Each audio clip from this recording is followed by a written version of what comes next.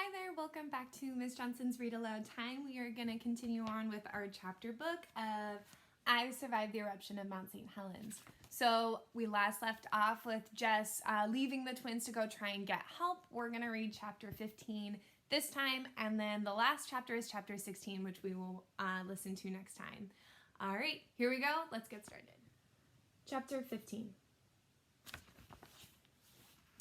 But which way should she go? Jess looked around trying to understand where she was. The trail was gone. Nothing looked familiar. It was as though she'd crash landed on a distant planet, a smoking, ash-covered land. The only landmarks were the smashed shack and the mountain. Dad had taught her how to use the sun as a guide, but the sun was blotted out with the ash and smoke. Jess decided that if she wanted to walk with the volcano on her left, she would at least be heading back toward the parking lot.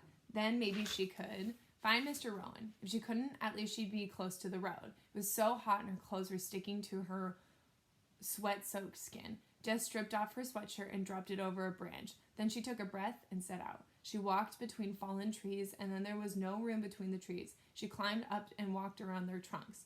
Everything was covered with inches of ash in some spots. It was very hot. The air smelled like rotten eggs and smoke. Her back throbbed with pain. But even worse was the thirst. Her lips were cracked and bleeding. Her tongue was swollen and sandpaper dry. She hadn't had a sip of water since she'd left home. How long ago was that? Just that morning, this forest had been crisscrossed by creeks filled with clear, rushing water. On her camping trips with Dad, they'd scooped up water right from the streams and gulped it down without a worry. But now every stream she passed was ruined. The ash had turned the sparkling water into thick, gray sludge that stank of sulfur. Just the thought of trying to swallow the mouthful was nauseating. The sound of the volcano pounded in her ears. It roared, it thundered, it boomed. Bolts of lightning shot through the churning cloud above. Her footsteps kicked up clouds of ash and burned her eyes. But Jess ignored the pain and the thirst in the volcano's roar. She fought the swirl of terrifying thoughts and screamed through her mind. Instead, she pictured Dad's hopeful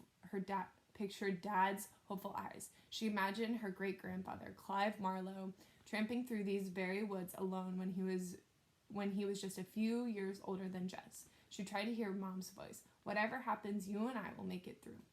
But what really kept her feet moving was Sam and Eddie, her best friends.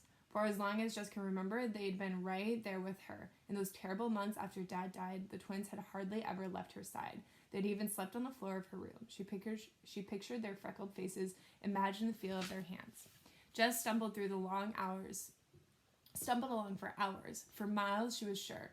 The parking lot was nowhere in sight. She was afraid she might be walking in circles. And then she came to a big field, a place she'd never seen before. And that's when she realized she was completely lost. She crouched down on the hot, ashy ground, too exhausted to even cry.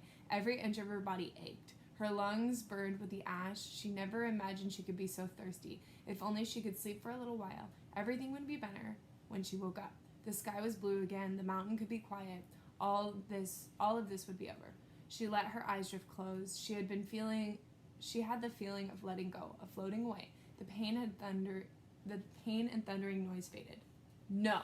She forced herself to stand up. What was she thinking? She had to keep going. She had to find people for the twins. She could not give up. And that's when she noticed a new sound. Not a roar or a boom or a whoosh. Thwack, thwack, thwack, thwack. A helicopter. Just leaped to her feet and searched the sky, and there it was, a yellow chopper, flying in circles. She jumped up and waved. Hey, here I am. But of course they didn't see her. And she was so covered with ash, she was just another speck of gray in the endless ash sea. How would they see her? The helicopter disappeared, and then it circled back a minute later. Jess jumped up and waved, but it flew away again. The pilot couldn't see her. What could Jess do? How could she get their attention before they flew away? And then it came to her. She found a big branch and snapped off a stick covered with leaves. She used it to sweep the ground around her to create a huge cloud of ash that rose up like a smoke signal, and then she ran in front of it, waving her arms. The helicopter slowed. It swooped down a bit and hovered above her. A man leaned out and waved. He shouted throughout a bullhorn, "We're coming down for you!" A wave of relief almost knocked Jess to the ground. The thwack, thwack, thwack, thwack got louder and louder until it drowned out the sound of the volcano. The wind from that propeller kicked up so much ash that Jess could barely see. But moments later, a man in the bright orange vest appeared out of the cloud. He knelt down. "You okay?" he shouted. Jess didn't answer for a second, but then she nodded. She was okay. He helped Jess up and started to lead her to the chopper. "No," she cried. "I can't leave my friends here. They're hurt. We have to get them." "Where are they?" Jess turned and pointed to the wasteland all around them. "Somewhere out there." "Okay," he said calmly. "Let's get up into the air. You're going to help us find them." And so, minutes later, Jess was strapped into the back seat of the 4-seat helicopter. The pilot was up front, and the man in the vest was next to her. He gave her a thermos of water and big earphones to protect her ears from the engine noise. She looked out in the window, combing the grounds with her eyes, but everything looked the same. Ash-covered trees as far as she could see. The air was filled with smoke. It was almost impossible to see anything. How could she ever spot the twins? But then Jess saw it, a flash of red. Her sweatshirt.